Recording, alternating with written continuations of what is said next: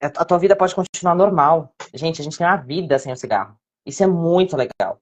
Você descobre que você tem vigor, que você tem vida, que você pode experimentar as coisas com sabor. Eu tava com muito medo, eu tinha até falado pra Vera, né, que eu tava com medo de tomar uma cerveja. Eu bebi. Eu fui com meu afilhado aqui na cidade de Piracicaba, que é aqui pertinho. Eu moro no interior de São Paulo. E eu tava com receio, a gente tinha ido no barzinho. Falei, ô Gu, vai, pede uma cerveja que eu vou dividir com você. Eu até falei, até brinquei com ele. Falei, se eu inventar de fumar, você me lembra que eu não fumo mais. Aí, falei, você me lembra que eu não fumo mais, hein, Gu? Por favor, você me ajuda, meu afilhado. Aí ele virou pra mim e falou assim, Mi, já tomamos 2 litros, né? Eu e ele dividindo, né? 2 litrão. Tá com vontade? Eu falei, não, tá tão gostosa a noite, essa cerveja tá tão gelada, que eu nem tô lembrando de cigarro. Gente, eu É só muito quero fazer bom. uma observação que a Miriam parou de fumar antes do carnaval e ela foi pro bloquinho de carnaval. Vamos contar tudo. Aí ela foi pro bloquinho de carnaval, curtiu o carnaval e na boa, sem fumar. Sem fumar. A Mara Regina tá falando assim, o cigarro faz a gente viver no vermelho. Pior, né? E a Thaís tá falando como dorme. Minha filha, eu tenho muito sono. Puxa ferro do jeito que eu puxo que você vai dormir mesmo com essa cafeína. Né? Eu Né? puxo bastante ferro, puxo bastante ferro. Tanto é que eu sou grande, né? Tenho 1,73 m, tenho 96 quilos. Mas eu tenho Ô, Miriam, você 96 quilos de engordou? Você nada. engordou? Nada. Continuo. Na verdade, tá mais gostoso fazer academia e tá mais gostoso fazer minha dieta. Porque algumas coisas a gente perde o paladar. A gente tá queimando a língua, a garganta, a gente tá queimando nossas papilas, a gente tá queimando tudo, né? E quando eu tô sem fumar, agora, esse período todo, por exemplo, eu amo fazer patê de frango. É um patê proteico e tudo mais. Tá uma delícia. Ele tá muito mais gostoso. Eu não tô precisando usar tanto. Algumas coisas, assim, até melhoram por consequência, tá? Como o meu paladar tá mais aguçado, eu não preciso usar tanto sal para cozinhar. Consequentemente, a minha retenção de líquido diminuiu. Eu não preciso mais ficar tomando tanto remédio para desinchar. Aí, E com isso, você perde peso. Eu tenho escutado das pessoas, nossa, você afinou. Na verdade, se eu for subir na balança, como eu tenho puxado bastante peso e tomado bastante creatina, que retém água no músculo, meu peso não teve muita variação. Mas de inchaço teve de medida. Eu reduzi medida. É mais gostoso você fazer dieta sem fumar. É mais gostoso você beber o seu café, tomar a sua cerveja. Que mais que o pessoal gosta de fazer? Não sei, comer um torresmo, fumando, uma linguicinha frita. O sabor das coisas fica mais gostoso. É viu, muito mais Miriam? delicioso. Viu, Miriam? Você, antes então de parar de fumar, você já tinha uma dieta que você seguia? Já. E você já malhava ou você começou a malhar quando parou de fumar? Você Não, já malhava? na verdade, eu já malhava. E aí, no ano passado também, para completar a desgraça do ano que tinha acontecido, no mês de maio, vai fazer um ano agora, eu tive uma falha mecânica no carro que a gente tinha. Eu capotei a 110 por hora na rodovia, sem airbag, sem nada. Eu tenho até algumas cicatrizes aqui no braço, alguns cortes que ficaram, rosto, aqui em cima também chegou a cortar, não sei se vai dar pra ver, mas tem uns picadinhos de vidro aqui, ó, na cabeça. Então eu capotei o carro na Castelo Branco, 110 por hora, quase morri. Antes Ah, de tudo isso, antes do diagnóstico, antes antes, de tudo. até as fotos que eu tenho, assim, eu tenho que levantar muito a mão pro céu e agradecer, porque era pra eu ter morrido nesse acidente, não era pra eu estar aqui contando história. O carro zigue-zagueou na faixa da esquerda, 110 por hora, virei de contramão, saí capotando não sei quantas vezes, bati numa canaleta de chuva. O teto do carro amassou aqui na lateral da minha cabeça. Mas assim, coisa de 2 dedos estava o vinco, bateu aqui. Eu terminei de capotar, fiquei de cabeça para baixo na rodovia. Estraguei as quatro caixas de roda, todas as colunas do carro. O teto ficou na altura do volante. Eu fiquei na altura do volante, abaixada. O painel porta-fogo amassou inteiro. Foi o que segurou o motor. E não deixou o motor vir para cima de mim, porque o carro virou uma lata de sardinha. E eu consegui sair rastejando no asfalto do carro, porque estourou o tanque de combustível. Tava cheinho, tinha acabado de encher. Então eu saí andando do acidente, levantei, chamaram socorro, eu em pé, toda cheia de sangue, ensanguentada. Ainda liguei pro meu marido por vídeo. Não vi que eu tava cheia de sangue, eu chamei ele por vídeo. Falei, neném, tá tudo bem. Ele falou assim, tô vendo. Aí ele falou, o que aconteceu? Eu virei a câmera. Eu falei, eu capotei o carro, tô em Sorocaba. Eu preciso que você vocês iam me buscar, porque eu não sei como é que eu vou sair daqui. Ele falou, não, mas você não vai sair daí, você vai pro hospital. Eu falei, mas eu tô andando, por que que eu vou... Na hora da adrenalina, né? Eu tô andando, como assim que eu vou pro hospital? Você tá doido, eu tô ótima, né? Não, você vai pro hospital, você vai pro hospital. Enfim, me prancharam, acontece todo aquele socorro que o SAMU vem. Me levaram pro hospital, teve até ponto aqui na mão, ó, não sei se vai dar pra ver. Bom, estourou aqui um ligamento que eu tenho aqui. Esse dedo daqui ele é meio travadinho, não desce mais que isso. Ponto das dentes. E foi ele que foi me retirar junto com os meus compadres, lá em Sorocaba. Isso daí foi 10 de maio. O diagnóstico dele foi em julho. Ele tinha acabado de parar de fumar. Ele tinha acabado de fazer a ressonância. A tomografia que mostrou o tumor. É que o resultado a gente só teve em julho. Mas ele já estava com as dores nas costas. Viu, Miriam? Ele viu, quando teve o teu acidente, ele já estava sem fumar. E ele não pensou em recair, ele não pensou em fumar no dia. Ó, gente, como é possível? Ele até talvez tenha pensado, mas ele sabia que ele precisava estar forte. Tanto é que depois que me tiraram do hospital, a gente passou ainda na polícia para retirar os itens do carro. O carro tinha sido guinchado para o pátio. Chegou em casa, ele me deu banho, porque eu estava cheio de ponto e corte, caco de vidro. Não conseguia nem mexer direito o corpo, de tão arrebentada que eu estava toda roxa. Ele ainda me deu banho. E aí você pensa assim, olha como é que a nossa vida é. E eu vou ficar perdendo meu tempo fumando? Eu vou gastar meu tempo namorando, eu não vou perder meu tempo fumando mais. Que coisa. Então, e eu fazia academia. Então, eu parei a academia quando eu sofri um acidente de carro, em maio. E logo em seguida veio o diagnóstico do Celso, não dava pra eu voltar, porque ele dependia 100% de mim. Na verdade, quando a gente teve o diagnóstico, que ele voltou na consulta de retorno para pegar o laudo do exame, ele já voltou de cadeira de roda, porque ele não aguentava a dor, ele não aguentava ficar em pé. E quando ele voltou, o médico já colocou ele na morfina. Aí a gente conseguiu um encaminhamento, que questão de 20 dias, mandaram ele para a Unicamp, e lá na Unicamp, a hora que a gente chegou, já internaram. E a gente se assustou do porquê que já conseguiu uma internação, por que a gente já chegou lá com a internação esperando. E a hora que a gente foi descobrir, eles falaram, bom, já estamos iniciando o tratamento paliativo. Aí você fala, caramba, ele tá morrendo. E aí um frio que tinha feito aquele agosto, do ano passado, a gente passou o meu aniversário dele no hospital. Os dois faziam aniversário em agosto. A gente passou internado na Unicamp.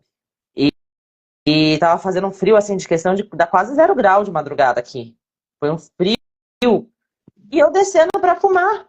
Eu saí escondido no hospital, meu marido com câncer. E eu saindo escondido pela saída dos médicos, que os médicos iam jantar à noite pra ir fumar. E ele firme e forte, ali sem fumar no quarto, sem falar um ar. Sendo espetado, revirado, cortado, fazendo biópsia de fígado no meio da costela, enfiando agulha nele, e ele sem fumar. E eu sentindo vergonha de estar descendo para fumar escondido na saída dos médicos. Eu aproveitava que a porta abria para eles jantarem 1h da manhã e saia para fumar. E 7 horas da manhã estava eu desesperada na porta do hospital para sair para fumar, que era a hora que abria. E ele lá sem fumar, ele sendo espetado, ele sendo cortado, ele sendo tudo, e eu querendo fumar. Falei, que vergonhoso, hein, Miriam? Que vergonhoso. E foi assim até o final. Ele sem fumar até o final. E ele falou pra mim que eu nunca vou esquecer. Eu não quero um cigarro, neném. Eu tô com vontade de fumar. Mas eu não quero. Porque eu não vou morrer fumando. Eu vou morrer sem fumar. 3 dias depois ele morreu. 3 dias depois ele se foi, velho. Até me arrepia de lembrar dele falar. Uma história, né? Que bom, Miriam. Que bom que você, depois de experiências tão intensas, né? Tão difíceis, né? O luto é uma experiência tão difícil. E você entra no luto no momento que você descobre o diagnóstico. Ali começa o seu luto. Então eu afirmo que eu estava de luto desde julho, quando falaram pra gente que não tinha cura. Que falaram pra gente que eles iam fazer paliativo. E aí você se assusta porque é um paliativo. E depois você escuta uma palavra que é um pouquinho pior. Terapia de conforto. Essa que você sabe que eles vão só minimizar o sofrimento da morte.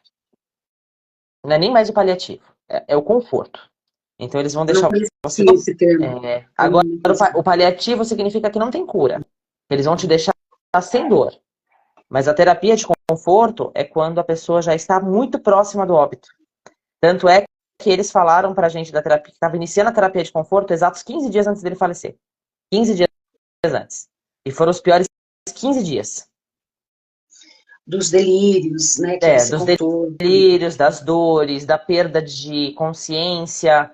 Então, por exemplo, ele já não sabia se era dia, se era noite, qual era o nome, se ele já tinha comido, se não tinha comido. Ele berrava comigo aqui, eu tô com fome. E aí você dava comida pra ele, ele não conseguia comer porque ele falava que tava queimando. Aí você pedia pra ele abrir a boca toda em carne viva, Vera. Assim, o que eu assisti foi um homem desmanchando na minha frente. Ele desmanchou, literalmente. Desmanchou. E mesmo assim, ele teve essa consciência no sábado, domingo e segunda. Ele faleceu na noite de quarta para quinta, que o velório até dele foi numa quinta-feira. Que é a melhor que você mencionou. E na segunda-feira, que foi o dia que ele falou isso pra mim, ele ainda falou um outro negócio pra mim na melhora dele, que eu me arrepio também. Quem acredita um pouquinho mais, assim, de que a gente toma uma consciência de que tá indo pro outro lado, seja ele qual for, ele parou pra mim e eu falei pra ele, olha, Nilão tá vindo ficar com você, Nilão é o nosso compadre, né? Eu preciso ir no médico. Eu tinha otorrino pra ver o negócio do acidente ainda. Então, eu vou te colocar na sala, neném. Você vai ficar na cama hospitalar da sala pro Nilson ficar com você. Vou te tirar do quarto. Então, eu coloquei ele na cadeira de roda e levei ele pra sala. Aí ele virou pra mim, sério. Foi no mesmo dia que ele falou que não ia fumar. Ele, calma, neném. Sua vida vai voltar ao normal.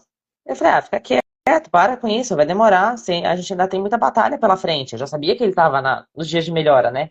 É nítido, você percebe. Você acha que não vai saber, mas você sabe. E aí ele falou, não é no nosso tempo, é no tempo de Deus. Sua vida já vai voltar ao normal, vai ser antes do que você pensa. Você pode ficar tranquilo. E aí à noite ele falou pra mim que não queria fumar. Depois. Aí na terça ele começou com o tal do ronco da morte. Na quarta a saturação dele despencou pra 30. Chamei o SAMU, levaram ele faleceu. 40 minutos depois que ele entrou no hospital. Foi muito rápido, velho, muito rápido. E sem fumar. Eu já teria até injetado heroína se fosse comigo. Você acha que não, e agora você já aprendeu, você já tem um exemplo maravilhoso. Mas foi o que eu falei pra ele. Eu falei, nossa, como assim você não vai fumar? Eu já teria fumado maconha, cocaína, cheirado cocaína, experimentado LSD, injetado heroína, feito tudo. E ele virou pra mim sério e falou, não, esse vício eu não vou levar comigo. Eu falei, caramba, que exemplo pra mim, viu? Que exemplo. Ele seguiu firme e forte. E é o que eu Que coisa boa. vou fazer também, não importa o que vai acontecer daqui pra frente. Eu vou seguir sem o vício. Amém, minha querida. Você está sendo muito forte, muito sábia, né? Tá manejando a tua vida aí bem, né? Apesar das circunstâncias. É isso aí, tá tocando a vida em frente, está se cuidando, né? Malhando. É isso aí. A vida né? Nós falamos, é muito dinâmica. A gente lembra da frase que eu sempre falo, né? Nas minhas mentorias, da frase da Lucilena Galvão, né? Que a vida a beleza da vida é para quem quer ver. Quem quer ver beleza, vai ver beleza. Quem não quiser, não vai ver beleza. Né? Até na desgraça a gente tenta ver beleza. É tão importante a gente olhar para qualquer problema que a gente tenha na vida. Por mais que na hora você xingue, esbraveje, mas depois você para e fala, poxa, que legal, né? Eu tive uma beleza nesse processo do acidente, do carro quebrado agora. Vou contar mais um trechinho para vocês.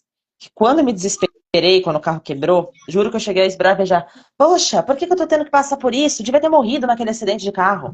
Olha o que eu tive que passar desde o acidente. Poxa, perdi a sogra, perdi o marido, perdi amigo, que também fumava, morreu por conta de complicação pulmonar, pneumonia, em 10 dias faleceu, porque ele já tinha um enfisema muito forte.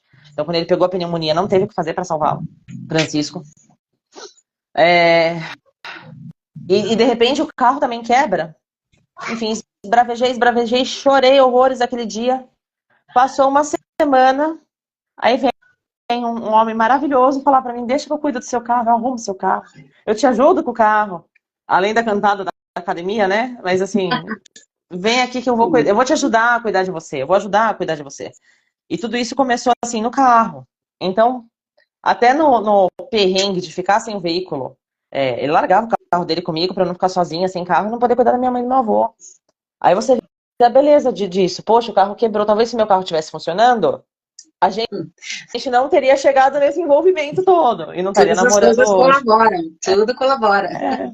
Tudo bem, não precisava doer no bolso, mas já que doeu. Ou precisava, né? Talvez seja alguma crença, alguma coisa assim que você tenha que aprimorar, melhorar, tal, mas está seguindo a vida em frente. Ah, Miriam, olha, eu sempre falo, né? O propósito dessas lives é que as pessoas que passem por aqui, elas se inspirem, né? Elas entendam, percebam a que ponto a gente pode ter um preparo mental, né? Uma determinação. Não é fácil, é trabalhoso, é uma coisa, né, Miriam, junta com as coisas da vida e é cansativo, mas é tão bom, é. tão maravilhoso. Eu espero assim, viu, moçada que está nos vendo, talvez aqui no Insta ou lá no YouTube, que essa fala deliciosa, né, dessa menina linda, que entre no coração de vocês, que vocês, né, quando estiver no auge da batalha, você pensar aquela Miriam lá, né, poxa, aquela Miriam lá, ela deu conta, né, que possa ser desse jeito. E você, Miriam, meu amor, muito grata, viu? Fique sempre por perto, fica aqui com a gente, no quentinho aqui com a gente está torcendo, amando, Obrigada. admirando, e que você e o teu muchacho e os pets sejam muito felizes, que vocês usem toda essa maturidade, toda essa força para serem felizes, viu? A gente descobre que a gente tem força de onde não tem, Vera. Quando a gente vai parar de fumar, a gente fica com medo. Eu acho que você deve escutar isso em toda a mentoria que você faz. Aí eu tô com medo, é hoje o dia, é amanhã o dia, nossa, eu tô com frio na barriga, é hoje que a gente vai parar de fumar. E é tão gostoso você ver que você passa por esse medo. Isso te dá uma força, isso te dá uma coragem. E você fala assim, acho que quando você vai passando por vários problemas na vida, apesar de ter só 33 anos, você fala assim, caramba, eu sou tão mais forte do que eu penso. Eu tenho tanta garra. A gente descobre que a gente tem uma força interior tão imensa e que a gente pode tudo se a gente quiser. Ah, então se eu quero acordar cedo e correr 5 quilômetros, lógico, tem que ter um preparo físico, mas eu posso.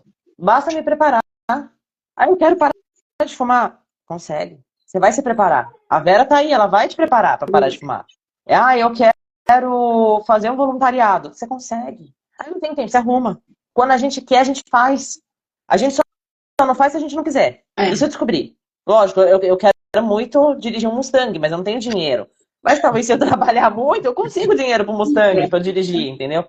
Mas a gente precisa confiar na gente. Eu acho que isso é um conselho que eu deixo para quem quer parar de fumar. Não tenha medo. Não adie. Vai, faz. Porque quando você sai dessa batalha sua com o cigarro e você fala, esse vício não é mais meu, pode parecer muito clichê o que eu tô falando, mas você descobre como você é forte.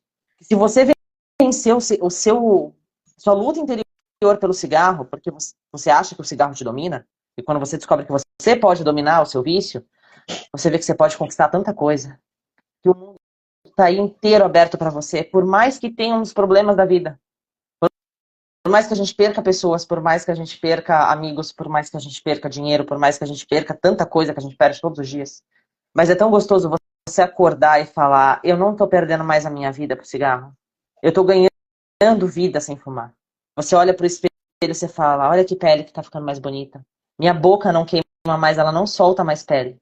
Por mais que eu tome litros de café por dia, até acho que o André, que estava aqui, um amigo meu tá assistindo essa live, a gente trabalhou no mesmo prédio, ele sabe que quando eu passava pelo andar dele, o que eu fazia, a primeira coisa era ir na cozinha e pegar um balde de café, assim que a dona Lucimar sempre deixava eu pegar. Mesmo assim, meu dente clareou, acho que já uns 3 tons. olha só. Antes, eu tô de blusa branca, não foi nem pensado nisso, tá? Antes, você olhava meus dentes aqui, dava um contraste absurdo quando eu tava de roupa branca. Até com o olho dava um contraste muito forte. Então você vai se descobrindo. Hoje meu vizinho aqui do lado fuma, minha casa é geminada. Não é que chega a ser incômodo, mas você vê que é fedido. Eu vou na casa dos meus compadres, minha comadre acende o cigarro no meu nariz aqui, ó. Vem a fumaça no meu nariz. E você fala, isso não é mais pra mim.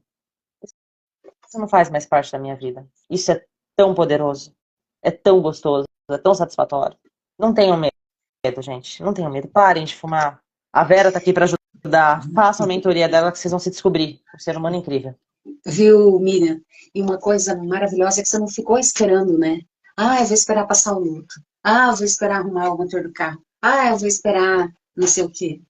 Porque senão ia estar esperando até hoje, né? Na verdade, se a gente for escutar os outros falam pra gente, espera, você não tá no momento disso. Essa minha comadre que Viu fuma isso? bastante, eu ouvi. Essa minha comadre que fuma bastante, tava eu, ela e o Fernando, que foi seu mentorado também, que me indicou. E eu falei, não, segunda-feira eu vou começar a mentoria da Vera de novo, que eu vou parar de fumar. E ela virou pra mim e falou, ai, você tem tanto problema pra resolver, você não devia parar de fumar agora, por que você vai inventar isso agora? E aí o Fernando virou pra mim e falou assim, escuta, não. Eu falei, eu sei que não. A hora é agora. A gente tem que se descobrir forte na hora na ferida. Que a gente vem e ainda termina de enfiar assim, a faca na ferida. Aí você passa por isso e fala, tá vendo? Eu não precisava do cigarro. Eu não preciso do cigarro para enfrentar os problemas. Eu posso parar no meio do furacão. Isso, a gente acha que tá frágil, que tá, ai, fraca na hora que tá no meio do fervo, né? É É, nada. É no não. meio do fervo que você fica valente, você fica corajosa, que você fica com a tua atenção, assim, né? Com todos os teus recursos mentais, a tua maturidade, a tua fé, tá tudo ali disponível. Eu acho que a Ó, gente tira uma força de dentro quando a gente tá na hora do fervo, que a gente fala assim, nada mais me atinge. É mais ou menos isso. Você vai pra luta, como dizendo assim, já perdi praticamente tudo. O que mais